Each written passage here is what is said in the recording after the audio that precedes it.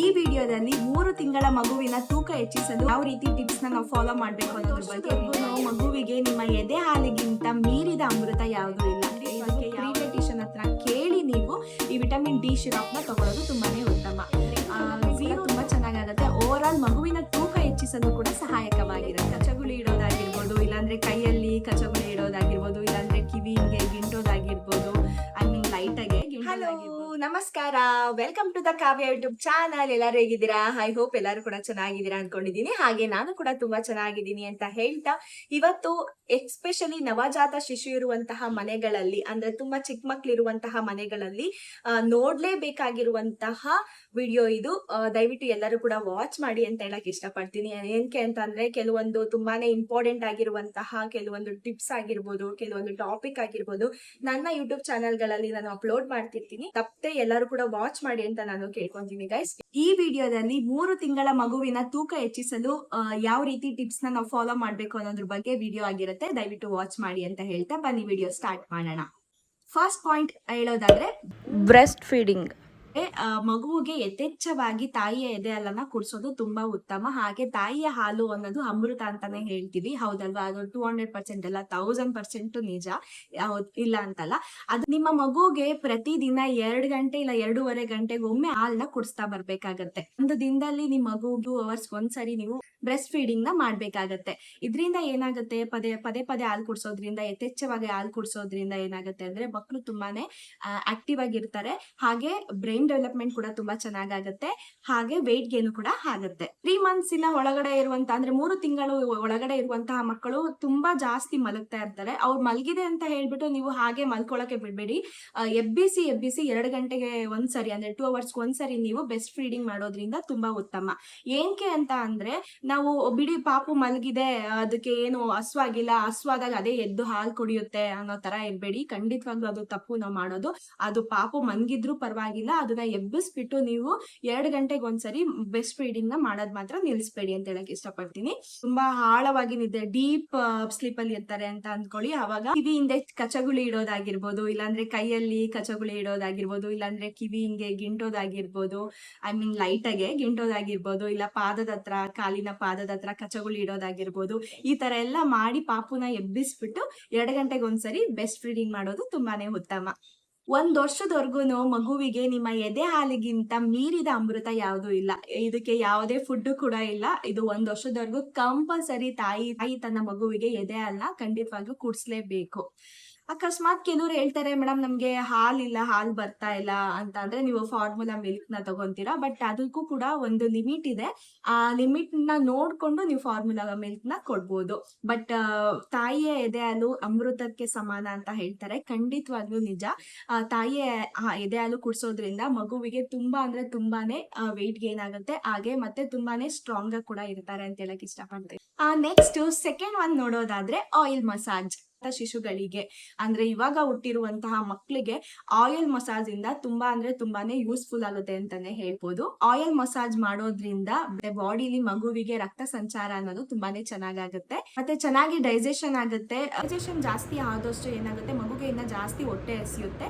ಹೊಟ್ಟೆ ಹಸಿದಾಗ ಕಾಮನ್ ಆಗಿ ಮಕ್ಕಳು ಏನ್ ಮಾಡ್ತಾರೆ, ಹಾಲು ಕುಡಿಯೋಕೆ ಪದೇ ಹಾಲು ಕುಡಿಯೋಕೆ ಪ್ರಯತ್ನ ಪಡ್ತಾರೆ. ಅವಾಗ ಸೀರಿಯಸ್ಲಿ ಜಾಸ್ತಿ ಹಾಲು ಕುಡಿತಾ ಮಗು ಕೂಡ ತುಂಬಾನೇ ಆರೋಗ್ಯವಾಗಿರುತ್ತೆ ಅಂತಾನೆ ಹೇಳ್ಬೋದು. ಇವನ್ ಕಕ್ಕೋದ್ ಕೂಡ ಕಡಿಮೆ ಆಗುತ್ತೆ. ಏನಂತ ಅಂದ್ರೆ ಕೆಲವೊಂದ್ ಟೈಮು ಡೈಜೆಷನ್ ಆಗ್ತಾ ಇರೋದಿಲ್ಲ. ಆ ಟೈಮಲ್ಲಿ ನಾವು ಆಯಿಲ್ ಮಸಾಜ್ ಎಲ್ಲ ಮಾಡಿದಾಗ ಡೈಜೆಷನ್ ಚೆನ್ನಾಗಾಗುತ್ತೆ. ಅವಾಗೂ ಕೂಡ ಕಕ್ಕೋದು ಕ್ರಮೇಣ ಕಡಿಮೆ ಆಗ್ತಾ ಬರುತ್ತೆ.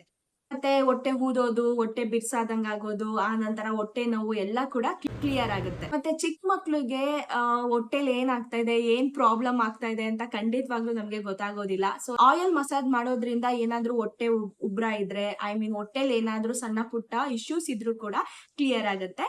ಸೊ ನೀವು ಆಯಿಲ್ ಮಸಾಜ್ ಮಾಡೋದ್ರಿಂದ ತುಂಬಾ ಒಳ್ಳೇದು. ನೆಕ್ಸ್ಟ್ ಥರ್ಡ್ ಪಾಯಿಂಟ್ ಬಂದ್ರು ವ್ಯಾಕ್ಸಿನೇಷನ್ ಅನ್ನೋದು ತುಂಬಾ ಅಂದ್ರೆ ತುಂಬಾನೇ ಇಂಪಾರ್ಟೆಂಟ್ ಆಗಿರುತ್ತೆ. ತುಂಬಾ ಇಂಪಾರ್ಟೆಂಟ್ ಆಗಿರುವಂತಹ ಅಂಶ ಕೂಡ ಇದು. ವ್ಯಾಕ್ಸಿನೇಷನ್ ನ ಯಾವ ಟೈಮ್ ಅಲ್ಲಿ ಮಕ್ಳಿಗೆ ಹಂತವಾಗಿ ಹಾಕಿಸ್ಬೇಕು ಅನ್ನೋದು ಖಂಡಿತವಾಗ್ಲೂ ಎಲ್ಲಾ ಪೇರೆಂಟ್ಸ್ ಕೂಡ ತಿಳ್ಕೊಳ್ಬೇಕಾಗಿರುವಂತಹ ಅಂಶ ಅಂತ ಹೇಳಕ್ ಇಷ್ಟಪಡ್ತೀನಿ. ನೀವು ಗೌರ್ಮೆಂಟ್ ಹಾಸ್ಪಿಟಲ್ ಅಲ್ಲಿ ಹಾಕಿಸ್ತೀರಾ, ಪ್ರೈವೇಟ್ ಹಾಸ್ಪಿಟಲ್ ಅಲ್ಲಿ ಹಾಕಿಸ್ತೀರಾ, ಅದು ನಿಮಗ್ ಬಿಟ್ಟಿದ್ದು. ಬಟ್ ವ್ಯಾಕ್ಸಿನೇಷನ್ ಅನ್ನೋದು ಕಂಪಲ್ಸರಿ ರೆಗ್ಯುಲರ್ ಆಗಿ ಮಕ್ಕಳಿಗೆ ಹಾಕ್ಸ್ಲೇಬೇಕಾಗಿರುವಂತಹ ಅಂಶ. ಈ ವ್ಯಾಕ್ಸಿನೇಷನ್ ಅಲ್ಲಿ ಆಂಟಿಬಾಡೀಸ್ ಇರ್ತವೆ. ಇದರಿಂದ ಮಗುವಿನ ರೋಗ ನಿರೋಧಕ ಶಕ್ತಿಯನ್ನ ಎದುರಿಸಲು ತುಂಬಾನೇ ಸಹಾಯಕವಾಗಿದೆ ಅಂತಾನೆ ಹೇಳ್ಬೋದು. ಮತ್ತೆ ಈ ವ್ಯಾಕ್ಸಿನೇಷನ್ ಇಂದ ಏನಾಗುತ್ತೆ ಅಂದ್ರೆ ನಿಮ್ ಮಗು ಪದೇ ಪದೇ ಹುಷಾರ್ ಬೀಳೋದ್ರಿಂದ ತಪ್ಪಿಸ್ಕೊಬಹುದು ಅಂತಾನೆ ಹೇಳ್ಬೋದು. ರೋಗ ನಿರೋಧಕ ಶಕ್ತಿಯನ್ನ ತಡೆಗಟ್ಟಲು ಸಹಾಯ ಮಾಡುತ್ತೆ ಅಂತಾನೆ ಹೇಳ್ಬೋದು ವ್ಯಾಕ್ಸಿನೇಷನ್. ಮತ್ತೆ ಸಡನ್ ಆಗಿ ತೂಕ ಹೆಚ್ಚಾಗ್ತಾ ಇರುತ್ತೆ ಅನ್ಕೊಳ್ಳಿ, ಅದೇ ಟೈಮ್ ಅಲ್ಲಿ ಏನಾದ್ರೂ ಫೀವರ್ ಬರೋದು, ಜ್ವರ ಬರೋದು ಆತರ ಆದಾಗ ಸಡನ್ಲಿ ಏನಾಗುತ್ತೆ ವೆಯ್ಟ್ ಲಾಸ್ ಆಗ್ಬಿಡುತ್ತೆ. ಅವಾಗ ಮತ್ತೆ ವೆಯ್ಟ್ ಗೇನ್ ಆಗೋದಕ್ಕೆ ತುಂಬಾನೇ ಟೈಮ್ ತಗೊಳುತ್ತೆ. ಸೊ ದಟ್ ಕರೆಕ್ಟ್ ಟೈಮ್ಗೆ ಯಾವಾಗ ಏನೇನ್ ವ್ಯಾಕ್ಸಿನೇಷನ್ ಹಾಕ್ಸ್ಬೇಕು ಅದನ್ನ ಕರೆಕ್ಟ್ ಟೈಮ್ ಹಾಕ್ಸಿದ ನಂತರ ಯಾವುದೇ ರೀತಿ ಜಾಸ್ತಿ ಹುಷಾರ್ ತಪ್ಪೋದಾಗಿರ್ಬೋದು, ಆ ನಂತರ ಕೆಲವೊಂದು ರೋಗಗಳು ನಿಮ್ಮ ಮಗುಗೆ ಬರುವಂತದ್ದಾಗಿರ್ಬೋದು ಅದೆಲ್ಲ ತಡೆಗಟ್ಟಲು ಯೂಸ್ ಆಗುತ್ತೆ ಅಂತಾನೆ ಹೇಳ್ಬೋದು ವ್ಯಾಕ್ಸಿನೇಷನ್. ಮತ್ತೆ ಪದೇ ಪದೇ ಜ್ವರ ಬರೋದ್ರಿಂದ ಏನಾಗುತ್ತೆ, ರಕ್ತ ಕಣಗಳು ಕಡಿಮೆ ಆಗ್ತಾ ಇರುತ್ತೆ. ಆ ನಂತರ ಕೆಲವೊಂದ್ ಟೈಮ್ ತುಂಬಾನೇ ವೀಕ್ ಆಗ್ತಾ ಇರುತ್ತೆ, ಸರಿಯಾಗಿ ಊಟ ಕೂಡ ಸೇರ್ತಾ ಇರೋದಿಲ್ಲ, ಮಗು ವೆಯ್ಟ್ ಲಾಸ್ ಆಗ್ತಾ ಇರುತ್ತೆ. ಸೊ ದಟ್ ಅದಕ್ಕೋಸ್ಕರ ನಾವೇನ್ ಮಾಡ್ತೀವಿ, ವ್ಯಾಕ್ಸಿನೇಷನ್ ನ ಕರೆಕ್ಟ್ ಟೈಮಿಗೆ ಹಾಕ್ಸೋದು ತುಂಬಾನೇ ಬಹಳ ಇಂಪಾರ್ಟೆಂಟ್ ಆಗುತ್ತೆ. ಮತ್ತೆ ಹುಟ್ಟಿದ ಮೊದಲನೇ ವಾರದಲ್ಲಿ ಒಂದು ವ್ಯಾಕ್ಸಿನೇಷನ್ ಇರುತ್ತೆ, ಆ ನಂತರ 1.5 ತಿಂಗಳಿಗೆ ಒಂದು ವ್ಯಾಕ್ಸಿನೇಷನ್ ಅನ್ನೋದು ಇರುತ್ತೆ, ಮತ್ತೆ 2.5 ತಿಂಗಳು ಕೂಡ ಒಂದು ವ್ಯಾಕ್ಸಿನೇಷನ್ ಇರುತ್ತೆ. ಈ ತರ ಹಂತವಾಗಿ ಯಾವ್ಯಾವ ಟೈಮ್ ಅಲ್ಲಿ ಯಾವ ಮಂತ್ ಅಲ್ಲಿ ವ್ಯಾಕ್ಸಿನೇಷನ್ ಹಾಕ್ಸ್ಬೇಕು ಅನ್ನೋದು ಎಸ್ಪೆಷಲಿ ಪೇರೆಂಟ್ಸ್ ತಿಳ್ಕೊಳ್ಬೇಕಾಗಿರುವಂತ ಅಂಶ ಅಂತ ಹೇಳಕ್ ಇಷ್ಟಪಡ್ತೀನಿ. ಪಾಯಿಂಟ್ ಬಂದು 4th ಪಾಯಿಂಟ್, ಸನ್ಲೈಟ್. ಸನ್ಲೈಟ್ ಅಂತ ಹೇಳೋದಾದ್ರೆ ಡೈಲಿ ನಿಮ್ಮ ಮಗು ಬೆಳಗ್ಗೆ 7 ಇಂದ 9 ಒಳಗಡೆ ಮಾರ್ನಿಂಗ್ ಸೂರ್ಯನ ಶಾಖಕ್ಕೆ ಕೊಡೋದ್ರಿಂದ, ಅಂದ್ರೆ ಎಳೆ ಬಿಸಿಲು ಅಂತ ಬರುತ್ತೆ, ಸೊ ದಟ್ ಆ ಶಾಖವನ್ನ ಮಗುವಿಗೆ ಕೊಡೋದ್ರಿಂದ ಕೆಲವೊಂದು ರೋಗ ನಿರೋಧಕ ಶಕ್ತಿಯನ್ನ ನಾವು ತಡೆಗಟ್ಟಲು ಸಹಾಯ ಮಾಡುತ್ತೆ ಅಂತಾನೆ ಹೇಳ್ಬೋದು. ಮತ್ತೆ ಇದರಿಂದ ವಿಟಮಿನ್ ಡಿ ಸಿಗುತ್ತೆ. ವಿಟಮಿನ್ ಡಿ ನಿಮ್ಮ ಮಗುವಿನ ದೇಹದಲ್ಲಿ ಸೇರಿ ಇದರಿಂದ ಕ್ಯಾಲ್ಸಿಯಂ ಉತ್ಪತ್ತಿ ಆಗುತ್ತೆ. ಇದರಿಂದ ನಿಮ್ಮ ಮಗುವಿನ ಅಲ್ಲಿನ ಒಸಡು ಆಗಿರ್ಬೋದು, ಆ ನಂತರ ಮೂಳೆ ಆಗಿರ್ಬೋದು, ಅದೆಲ್ಲ ತುಂಬಾನೇ ಸ್ಟ್ರಾಂಗ್ ಆಗಕ್ಕೆ ಯೂಸ್ ಆಗುತ್ತೆ. ಮೂಳೆಗಳು ಗಟ್ಟಿ ಆಗುತ್ತೆ, ಸ್ನಾಯುಗಳು ಬಲಿಷ್ಠವಾಗ್ತವೆ. ಮತ್ತೆ ಇದಲ್ಲದೆ ಮಗುವಿನ ಬ್ರೈನ್ ಡೆವಲಪ್ಮೆಂಟ್ ಅಲ್ಲೂ ಕೂಡ ತುಂಬಾನೇ ಬದಲಾವಣೆನ ನಾವು ಕಾಣ್ಬೋದು. ಡೈಲಿ ನಾವು ಪಾಪುನ ಬಿಸಿಲಿಗೆ ಕರ್ಕೊಂಡು ಹೋಗಕ್ ಆಗ್ಲಿಲ್ಲ ಅಂದ್ರೂ ಕೂಡ ಅಟ್ಲೀಸ್ಟ್ 2 ವೀಕ್ಸ್ಗೆ 3 ಟೈಮ್ಸ್ ಆದ್ರೂ ಕರ್ಕೊಂಡು ಹೋಗೋದ್ರಿಂದ ತುಂಬಾ ಒಳ್ಳೇದು. ನೆಕ್ಸ್ಟ್ ಪಾಯಿಂಟ್ ಬಂದು 5th ಒನ್, ವಿಟಮಿನ್ ಡಿ. ತಾಯಿಯ ಎದೆ ಹಾಲಿನಲ್ಲಿ ಈ ವಿಟಮಿನ್ ಡಿ ಕಂಟೆಂಟ್ ಅನ್ನೋದು ಇರೋದಿಲ್ಲ. ಸೊ ದಟ್ ಹಾಗಾಗಿ ಡಾಕ್ಟರು ಡಿಸ್ಚಾರ್ಜ್ ಆಗ್ಬೇಕಾರೇನೆ ವಿಟಮಿನ್ ಡಿ ಸಿರಪ್ ಅನ್ನೋದನ್ನ ಕೊಟ್ಟಿರ್ತಾರೆ. ಈ ವಿಟಮಿನ್ ಡಿ ಸಿರಪ್ ನ ಕಂಪಲ್ಸರಿ ಹಾಕ್ಲೇಬೇಕು ಅಂತ ಹೇಳಿ ಡಾಕ್ಟರ್ ಸಜೆಷನ್ ಮಾಡಿರ್ತಾರೆ. ಅಕಸ್ಮಾತ್ ನೀವೇನಾದ್ರೂ ಮರ್ತೋಗಿದ್ದೀರಾ, ಇಲ್ಲ ಡಾಕ್ಟರ್ ಏನಾದ್ರೂ ಮರ್ತೋಗಿ ನಿಮ್ಗೆ ಸಜೆಷನ್ ಮಾಡ್ದಲೇ ಇದ್ರೆ ಖಂಡಿತವಾಗ್ಲೂ ಪೀಡಿಯಾಟ್ರಿಷಿಯನ್ ಹತ್ರ ಕೇಳಿ ನೀವು ಈ ವಿಟಮಿನ್ ಡಿ ಸಿರಪ್ ನ ತಗೊಳ್ಳೋದು ತುಂಬಾನೇ ಉತ್ತಮ. ನವಜಾತ ಶಿಶುವಿಂದ ಹಿಡಿದು 1 year ವರೆಗೂ ಕಂಪಲ್ಸರಿ ವಿಟಮಿನ್ ಡಿ ಸಿರಪ್ ಅನ್ನೋದನ್ನ ಮಗುವಿಗೆ ಕೊಡ್ಲೇಬೇಕು. 1 ವರ್ಷದವರೆಗೂ ಕಂಪಲ್ಸರಿ ಮಗುವಿಗೆ ವಿಟಮಿನ್ ಡಿ ಸಿರಪ್ ನ ಕೊಡ್ಲೇಬೇಕಾಗತ್ತೆ. ಏಂತಕ್ಕೆ ಕೊಡ್ಬೇಕು ಅಂತ ಕೇಳೋದಾದ್ರೆ ಇದ್ರಿಂದ ಮಗುವಿನ ಮೂಳೆಗಳಿಗೆ ತುಂಬಾನೇ ಉಪಯುಕ್ತ, ಮತ್ತೆ ಮೂಳೆಗಳೆಲ್ಲ ಗಟ್ಟಿ ಆಗತ್ತೆ, ಹಾಗೆ ಸ್ನಾಯುಗಳೆಲ್ಲ ಬೆಳವಣಿಗೆ ತುಂಬಾ ಯೂಸ್ ಆಗತ್ತೆ, ಹಾಗೆ ಅಲ್ಲಿನ ಬೆಳವಣಿಗೆಗೆ ಯೂಸ್ ಆಗತ್ತೆ. ಈ ತರ ಕೆಲವೊಂದು ಮೂಳೆಗಳು ಚೆನ್ನಾಗಿ ಡೆವಲಪ್ಮೆಂಟ್ ಆಗ್ಬೇಕು ಮಗುವಿನ ಬಾಡಿಲಿ ಅನ್ನೋದಾದ್ರೆ ವಿಟಮಿನ್ ಡಿ ಸಿರಪ್ ಖಂಡಿತವಾಗೂ ಕಂಪಲ್ಸರಿ ಹಾಕ್ಲೇಬೇಕಾಗತ್ತೆ.